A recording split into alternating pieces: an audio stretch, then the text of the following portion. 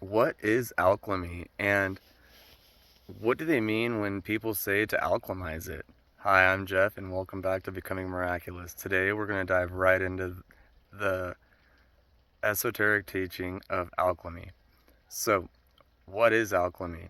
So, at its very base definition, alchemy is the transmutation or the study of the transformation or the transmutation of base metals into gold. And this was really what the alchemists would say to not get murdered. Because back when alchemy was really practiced and studied, you have to think about how strong that the churches were in that time and how much power they truly held. And if somebody was to study or practice something outside of the church, they would be killed and accused of being a witch or some crazy stuff. So this is what they used as a cover, but in reality, it also held a lot of significance to the actual work that they practiced. So the the transmutation of base mentals to gold or to enlightened stages. So what does this mean? Basically, what alchemy is in its most primitive form would be to uh, refine one's mental processes, emotional processes, and actions to become into a higher state of awareness. How can I give this in an example? So, an example would be, oh my goodness, I'm put here in this situation because life is so personalized for me to either create me suffering or pleasure. Wah, wah, wah. My life, this, that, wah, wah, wah.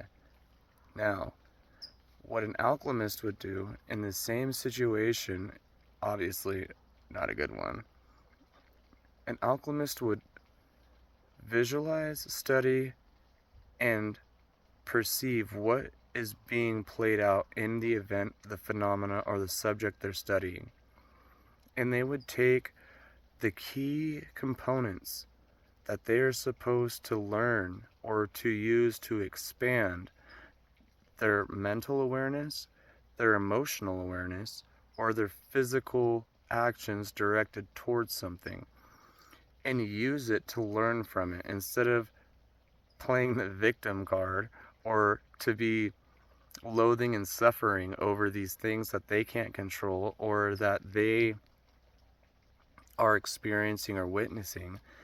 They look at that same situation from a higher perspective to take what they can away from it, to learn and to expand from it.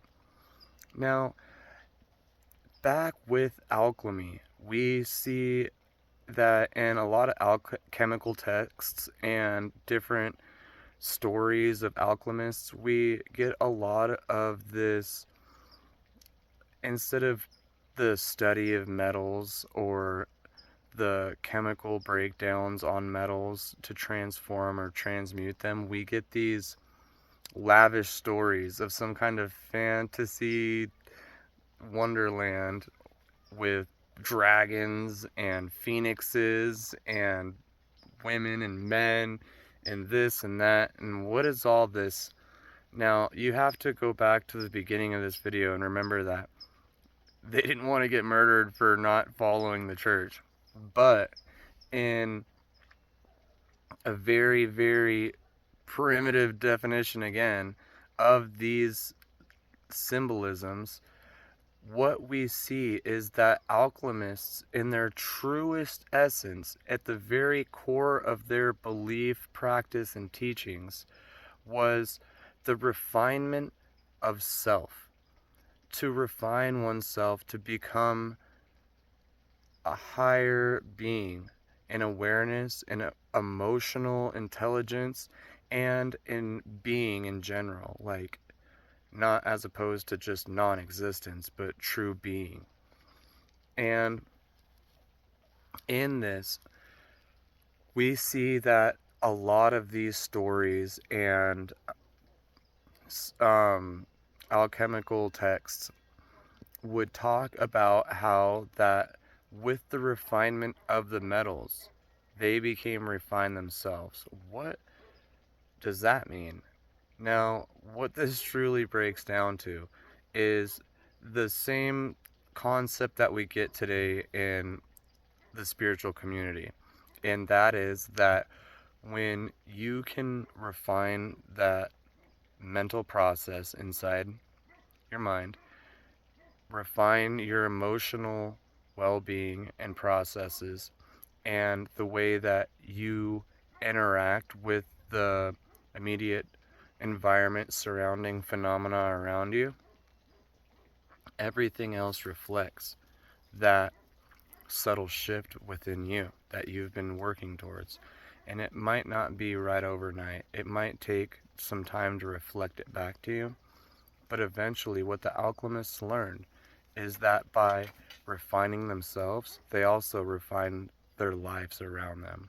So, this is the introduction to alchemy. I hope this helps you refine your life, and I'm looking forward to seeing you in the next video. Thank you again for watching. Have a great day.